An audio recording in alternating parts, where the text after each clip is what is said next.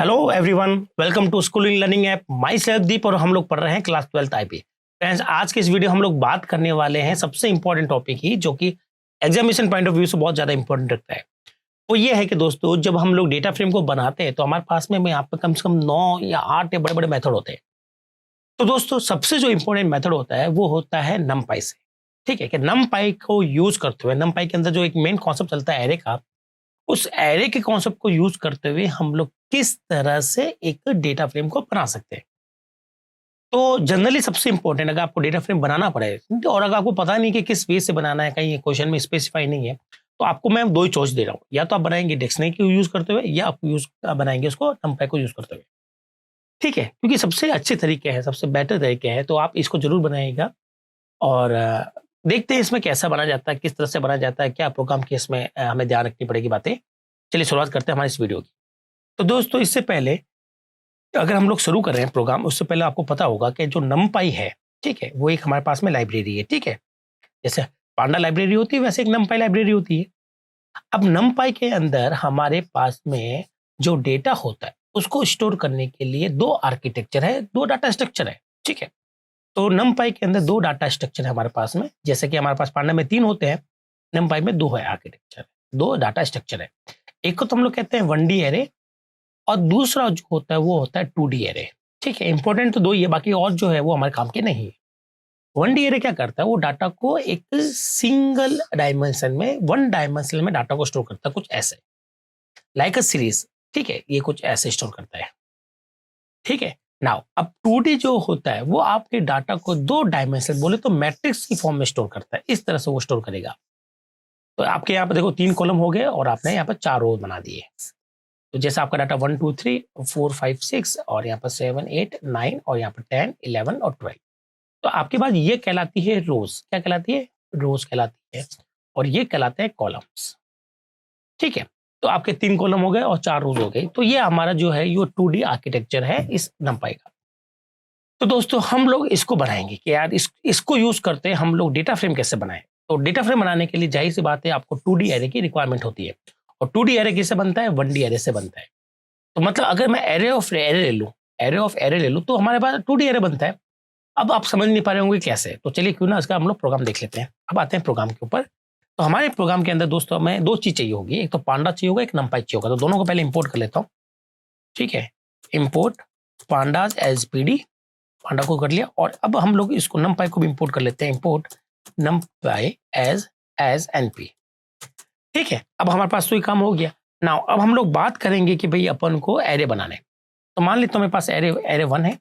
ठीक है, और एरे 1 के अंदर हम लोग बात कर रहे हैं कि भाई अपन को बनाना है, सपोज करो एरे बनाना है। तो हम लोग क्या लिखेंगे? एनपी डॉट एरे, और यहाँ पर हम लोग वो पास कर देंगे वैल्यू जो हमें बनानी। सपोज करो हम लोग यहाँ पर वही एग्जाम्पल लेते हैं दोस्तों, जो कि हमने अभी प्रीवियस क्लासेस में देखा था।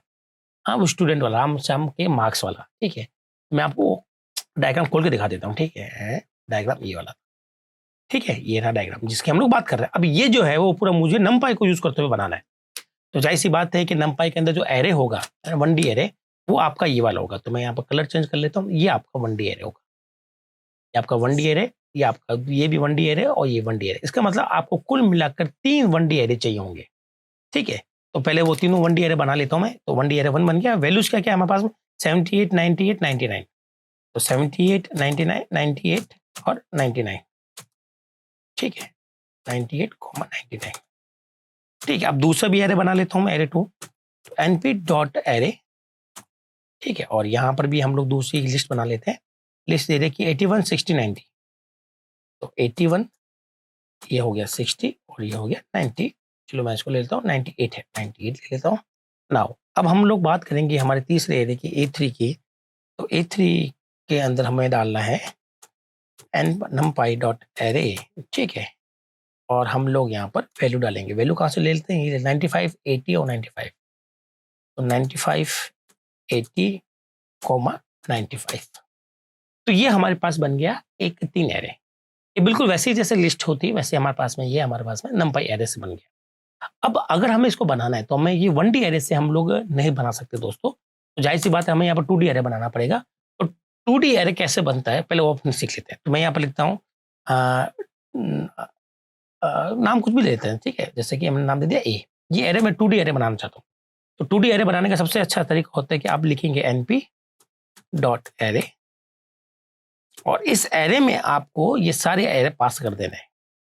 जैसे आपने A1 पास कर दिया, ठीक है, और आपने A2 पास कर दिया, A3 पास कर दिया, तो अल्टीमेटली आपके पास में ये बन गया 2D एरे। तो आप इस प्रोग्राम को समझ सकते हैं कि आप लोग ये प्रोग्राम बना रहे हो 1D array of 1D array, ठीक है।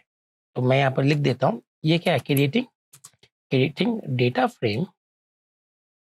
फ्रेम यूजिंग, ठीक है, एरे ऑफ एरे, या फिर आप इसको ये बोल सकते हैं, एरे ऑफ एरे ना लिखा आप ये भी बोल सकते हैं 2D एरे, ठीक है। तो क्वेश्चन दोस्तों आपको किसी तरह से दे सकते हैं, 2D एरे लिखे तो भी ठीक है, अगर एरे ऑफ एरे लिखे तो भी आपको यही बनाना है ना। अब यहाँ तो हमारा ये बन गया। अब हम लोग यहाँ पर एक डाटा फ्रेम बना लेते हैं, डेटा फ्रेम, और यहाँ हम लोग पास कर देंगे अपने डेटा को। तो डेटा इक्वल टू, यहाँ पर मैंने दे दिया ए। अब इसको क्यों ना इसको प्रिंट करके देख लिया हम लोग, ए को, सॉरी डीएफ को प्रिंट करके देख लेते हैं, और साथ ही में ए को भी प्रिंट कराना चाहूंगा ताकि आपको पता चले कि ए कैसे बना हुआ और डीएफ कैसे बना हुआ है, ठीक है। तो इसको हमने रन किया और आपको आउटपुट यहाँ पर दिखाई दे जाएगा। तो आपको पता चल जाएगा दोस्तों, देखो ये आपका हो गया 2D एरे। तो यहाँ पर हमारे पास में 78, 98, 99, 81, 60 और 98, 95 ये है। तो इसी से हमने क्या बना लिया, हमारे पास में इससे हमने क्या बना लिया, पूरा का पूरा डाटा फ्रेम बना लिया है। तो आई होप आपको क्लियर हुआ होगा कि हमने डाटा फ्रेम एरे की यूज करते हुए किस तरह से इसको बनाया है, ठीक है। अब आप चाहे तो उसके रो इंडेक्स के नाम भी दे सकते हैं, बहुत आसान है, ये हमने लास्ट क्लास में भी किया था। तो यहाँ हमने लिखना है इंडेक्स, और इंडेक्स के लिए आप चाहें तो यहाँ पर आप ले लें IDX, नाम आप कुछ भी ले सकते हैं, ठीक है। यहाँ पर मैंने आईडी दी। तो हमारे पास 3 लोग हैं, राम, कौमा, श्याम। ये मेरा रो का इंडेक्स बनने वाला है दोस्तों, ठीक है, रो का इंडेक्स बनने वाला है, ठीक है। तो ये सारी रो के नाम हो जाएंगे, और यहाँ पर मैंने लिया राधा।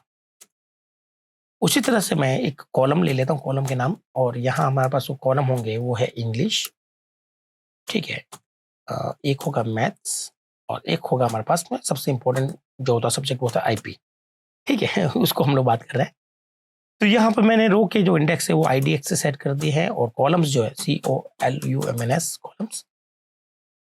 कॉलम्स जो है उसको मैंने सेट कर दिया यहाँ पर, किससे, COL से, ठीक है। तो आप देखेंगे कि आपके पास में पूरा का पूरा जो है ये आपका डाटा फ्रेम आ गया, और साथ साथ आपने उसके ऊपर क्या दिखा दिया है, आपने उसके ऊपर आपका एरे ऑफ एरे दिखा दिया है। तो दोस्तों इस तरह से हम लोग क्या बना सकते हैं, इस तरह से हम लोग हमारे पास में एक जनरेट कर सकते हैं data frame using array of array से। आई होप आपको ये क्लियर हुआ होगा। बहुत ही सिंपल है दोस्तों, अगर आप सारे वीडियो एक साथ में देखेंगे एक ही टॉपिक के, जैसे कि डेटा फ्रेम को क्रिएट कैसे करते हैं, तो अगर आप इनको एक साथ प्रैक्टिस करें, एक साथ देखें, तो आपको सब में कुछ ना कुछ एक जैसी चीज मिलने वाली है, अलग कुछ नहीं है। बस कहीं पर एरे है तो कहीं पर लिस्ट है, कहीं पर हमारे पास टपल है, ठीक है। ज्यादा कुछ कॉम्प्लिकेटेड चीज नहीं है, सब सिमिलर वे से ही काम होता है। अब बस ये है कि आपको क्वेश्चन में क्या दिया गया है उसके अकॉर्डिंग आपको ये बनाना पड़ता है, या फिर आपकी जो प्रॉब्लम है उसमें क्या गिवन है उसको आपको किस तरह से कन्वर्ट करना है। आई होप आपको ये एरे ऑफ एरे से आपको बनाना आ चुका है डेटा फ्रेम। तो दोस्तों इस वीडियो में केवल हम लोग इतनी ही बात करेंगे। नेक्स्ट वीडियो हम लोग और देखेंगे कि हमारे पास और कैसा तरीका हो सकता है। भाई एक तो ये हो गया 2D एरे, और हमारे पास में कुछ एरे के या नमपाई के अंदर कुछ मेथड भी होते हैं दोस्तों, आपने सुना होगा, जैसे लिन स्पेस होता है, टाइल्स नाम का मेथड होते हैं, उनको भी यूज करते हुए हम लोग अपना एक डेटा फ्रेम बना सकते हैं। तो नेक्स्ट वीडियो में देखेंगे किस तरह से उसको बनाया जाएगा। इस वीडियो में केवल इतना ही, जल्दी मैं आपसे दोबारा मिलता हूँ नेक्स्ट वीडियो में, तब तक के लिए थैंक यू।